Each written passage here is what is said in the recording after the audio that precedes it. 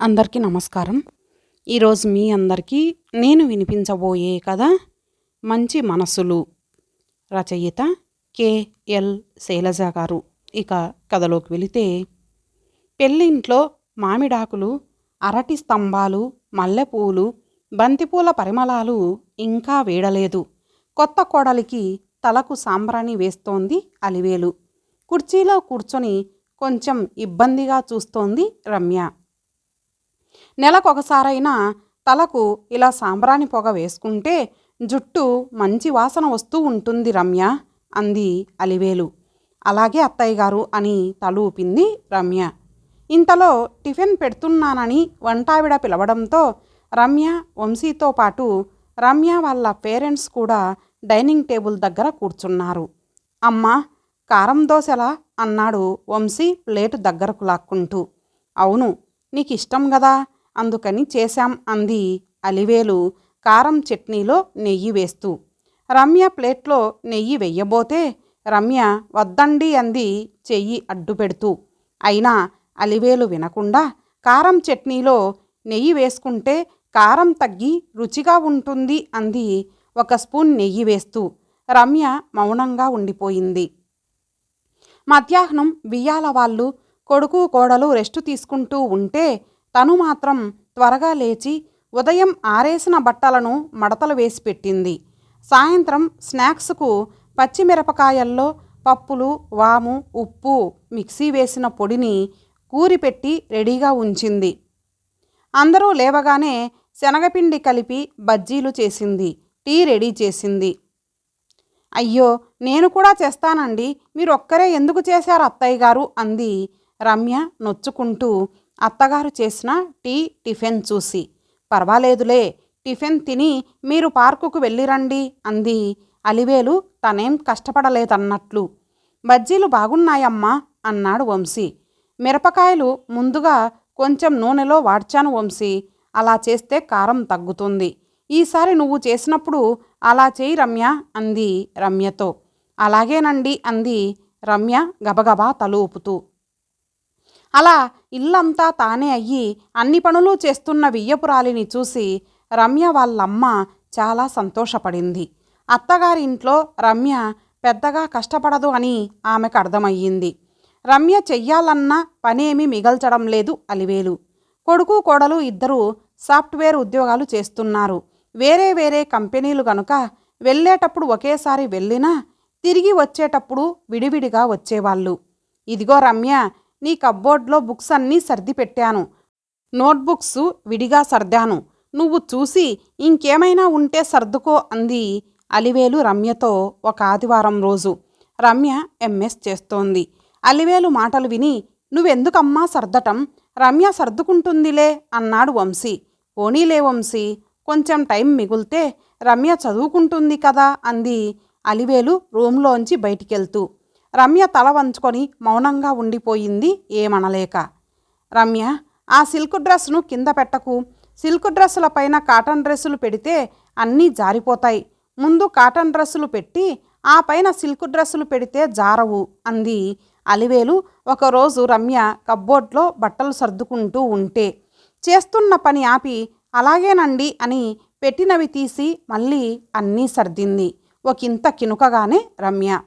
ఇంకో రోజు రమ్య, మీ రూమ్లో బుక్స్ అన్నీ కింద గోడ పక్కన ఉన్నాయి, డ్రెస్సెస్ అన్నీ కుర్చీల్లో వేలాడుతూ ఉన్నాయి, అవన్నీ తీసి సర్ది పెట్టుకో, ఇంకో 10 నిమిషాల్లో పనిపిల్ల మీ రూమ్కు వచ్చి చిమ్ముతుంది, అంది అలివేలు ఫ్రిడ్జ్ సర్దుతూ. సోఫాలో కూర్చొని ల్యాప్టాప్ చూస్తున్న రమ్యతో.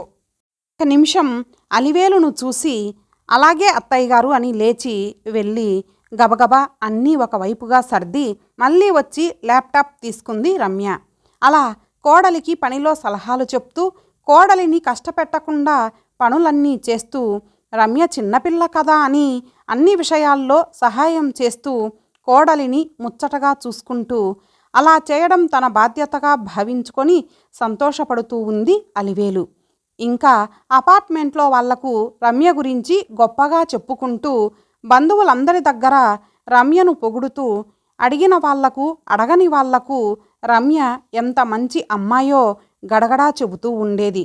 కానీ అత్తగారు తనే అన్ని పనులు చేశానని అనిపించుకోవడానికి పనులన్నీ చేస్తూ అడగకుండానే అన్ని విషయాల్లో జోక్యం చేసుకొని అన్నీ తనకే తెలిసినట్లుగా అలా చెయ్యండి ఇలా చెయ్యండి అని చెబుతూ ఉంటుంది అని కోడలు తన గురించి అనుకుంటూ ఉందని కొంచెం కూడా ఊహించడం లేదు అలివేలు.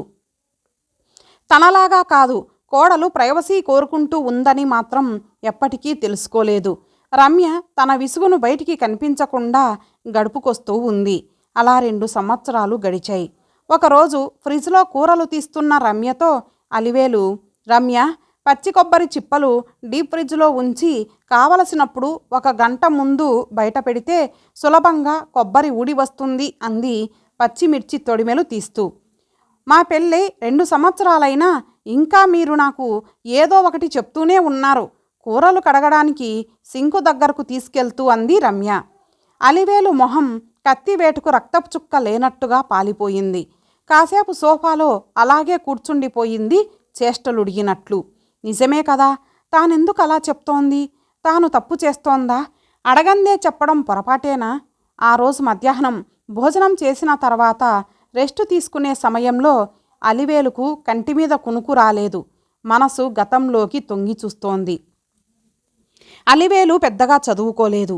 అమ్మగారింట్లో ఎవరు ఏ పని చెప్పినా కాదనకుండా చేసేది. అత్తింట్లో కూడా అంతే. అలివేలు తోడికోడలు, అత్తగారికి మేనకోడలు. అందుకని తోడికోడలికి అత్తగారు ఏ పని చెప్పేవారు కాదు. అలివేలు అదంతా ఏమీ ఆలోచించేది కాదు. తలొంచుకొని పనిచేస్తూ ఉండేది. అత్తగారు అలివేలుతో తక్కువగా, అది రాజసంగా మాట్లాడుతూ మేనకోడలిని పక్కన కూర్చోబెట్టుకొని కబుర్లు చెబుతూ ఉండేది. అలివేలుకు ఒంటరితనంగా అనిపించేది. చిరుతిండ్లు కూడా అలివేలుకు తెలియకుండా మేనకోడలికి ఇస్తూ ఉండేది అత్తగారు. అలివేలు చూసి చూడనట్లు ఉండేది. అలివేలు చూలింత బాలింత అయినా కూడా అత్తగారిస్తే తినడమే తప్ప తనకై తాను తీసుకొని తినేది కాదు. పల్లెటూరు నుంచి వచ్చిన తోడికోడలు కారం పచ్చళ్ళు బాగా తినేది. అలివేలుకు నెయ్యి లేకుండా అంత కారంగా ఉన్న పచ్చడి తినడం ఇబ్బందిగా ఉండేది. అందరూ భోజనానికి కూర్చున్నప్పుడు మొహమాటంగానే నెయ్యి వెయ్యమని అడిగితే, నెయ్యంట, ఆ లోపల గూట్లో ఉంది, తీసి వెయ్యమ్మా చిన్న కోడలికి అని దీర్ఘం తీస్తూ అనేది అత్తగారు మేనకోడలితో. అందరి ముందు ఆమె అలా చెప్తుంటే అలివేలుకు ఇబ్బందిగా ఉండేది. ఇంటికి వచ్చిన బంధువులు అలివేలు పట్ల అత్తగారు నిర్లక్ష్య ధోరణితో ఉండటం గమనించినా ఆమె నోటికి జడిసి ఎవరూ ఇదేమిటని అడిగేవారు కాదు. అత్తగారు చూడకుండా అలివేలును సముదాయిస్తూ ఉండేవారు. అలివేలు అత్తగారి గురించి ఎవ్వరికీ ఏమీ చెప్పేది కాదు. కొన్ని వంటలు చేసే పద్ధతిలో కిటుకులు కూడా అలివేలుకు చెప్పకుండా మేనకోడలికి రహస్యంగా చెప్తుండేది అత్తగారు. పల్లెటూరులో అందరి ముందు అలివేలుకు గర్వం ఎక్కువ, అందుకే అందరితో మాట్లాడదని చెప్తూ ఉండేది. అలివేలుకు చీరలు, బంగారం వాళ్ళమ్మ వాళ్ళు ఎక్కువగా ఇచ్చినందున అత్తగారికి తక్కువగా ఉండటం వలన అలివేలును చూసి ఉక్రోషపడేది. ఇవేమీ తెలియక అత్తగారు తననెందుకు వేరు చేస్తుందో అర్థం కాక అలివేలు నలిగిపోతూ ఉండేది. తాను మేనకోడలు కాకపోవడం తన పొరపాట అనుకుంటూ ఉండేది. అలా అడుగడుగున అత్తింట్లో అలివేలు ఇబ్బంది పడి ఉన్నందున తనపై కావాలని ద్వేషాన్ని పెంచుకున్న అత్తగారిని చూస్తూ పెరిగిన అలివేలు తన కోడలిని తాను ఒక స్నేహితురాలిగా ముచ్చట్లు మాట్లాడుకుంటూ చూసుకోవాలని, అన్ని పనులు చేసి పెడుతూ వంటలో తనకు తెలిసిన మెలకువలన్నీ చెప్పాలని, సలహాలు సూచనలు ఇస్తూ ఇబ్బంది పెట్టకుండా ఉండాలని మనసులో అనుకుంటూ ఉండేది. అందుకే కొడుకు పెళ్ళి అవగానే రమ్యను ఆప్యాయంగా చూసుకోవడం మొదలుపెట్టింది. కానీ అది రమ్యకు కష్టంగా ఉంటోందని ఆలోచించలేకపోయింది.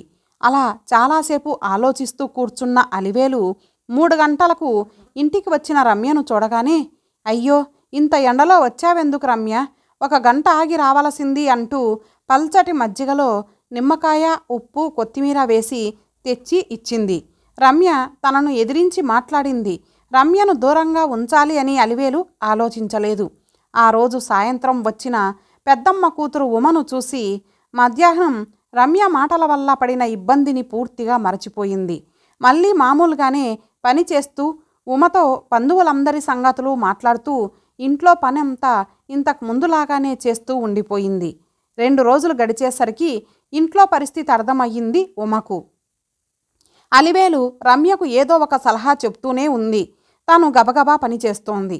అయ్యో రమ్య, పైజామాకు ఇస్త్రీ లేదు, ఉండు 5 నిమిషాల్లో ఇస్త్రీ చేసిస్తా అంటూ స్నానానికి వెళ్ళడానికి సోఫా మీద రమ్య పెట్టుకున్న పైజామా తీసుకెళ్లి ఐరన్ చేసి తెచ్చింది. రమ్య ఉదయం వెళ్ళేటప్పుడే మధ్యాహ్నం లంచ్ బాక్సుతో పాటు సాయంత్రం స్నాక్స్కు కూడా పండ్లు లాంటివి ఏవో పెట్టి ఇస్తూ ఉంది అలివేలు.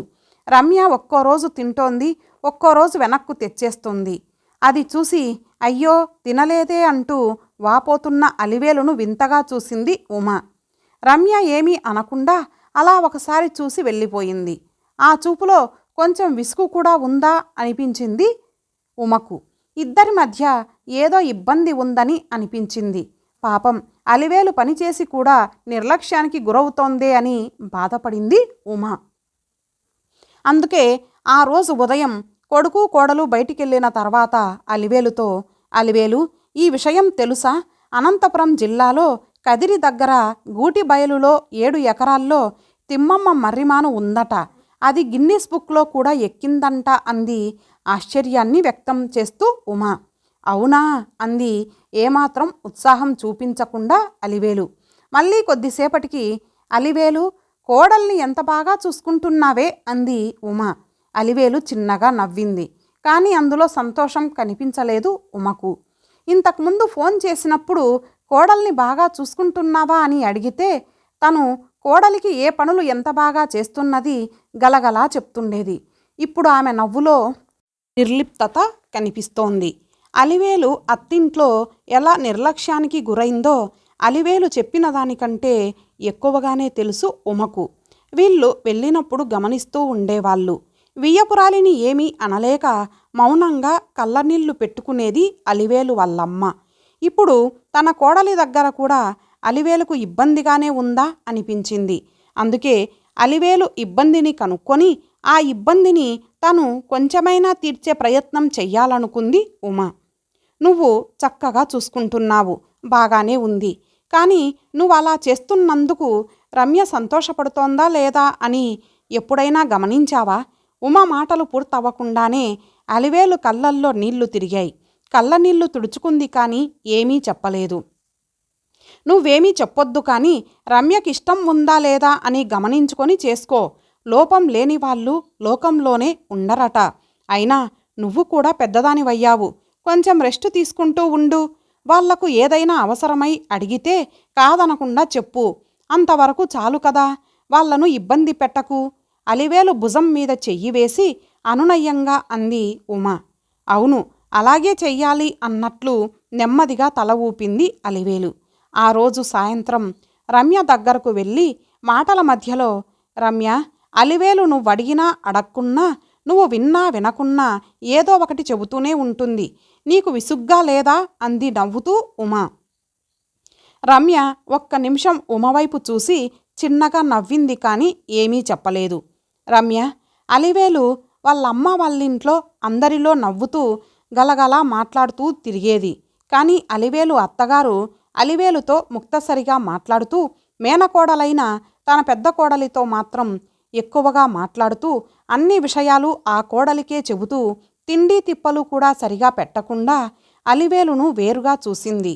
అందుకే అలివేలు తన కోడలికి తాను పడ్డ కష్టాలు రాకూడదని, నిన్నొక స్నేహితురాలిగా చూసుకోవాలని, నిన్ను అభిమానంగా చూస్తూ నీకిష్టముందో లేదో గమనించుకోకుండా నీకు సహాయం చెయ్యాలనే ఉద్దేశంతో నీ పర్సనల్ పనుల్లో కూడా జోక్యం చేసుకుంటోంది. అంతేకాని నిన్నదుపులో పెట్టాలని కాదు.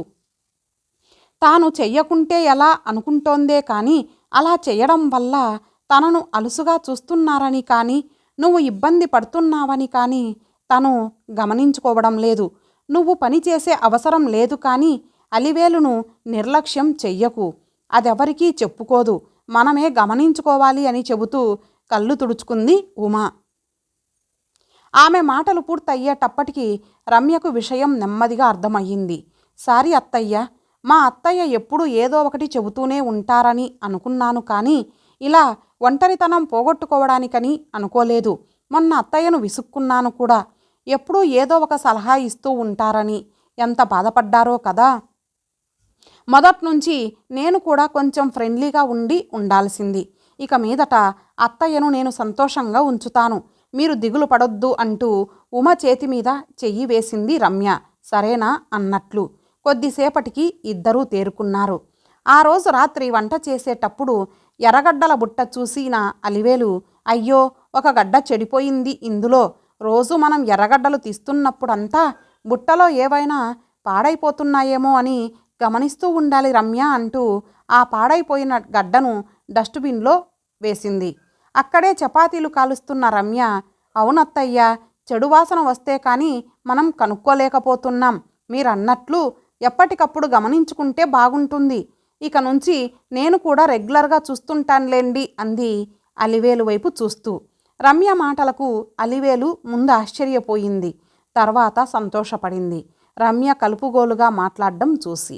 ఇదంతా చూస్తున్న ఉమ, అమ్మయ్య, వీళ్ళ మంచి మనసుల్లో అరమరికలు లేకుండా చేయగలిగాను అనుకుంది తేలికపడిన మనస్సుతో. ఇంతటితో ఈ కథ సమాప్తం. మరలా ఒక మంచి కథతో కలుద్దాం. అంతవరకు సెలవు. నమస్తే.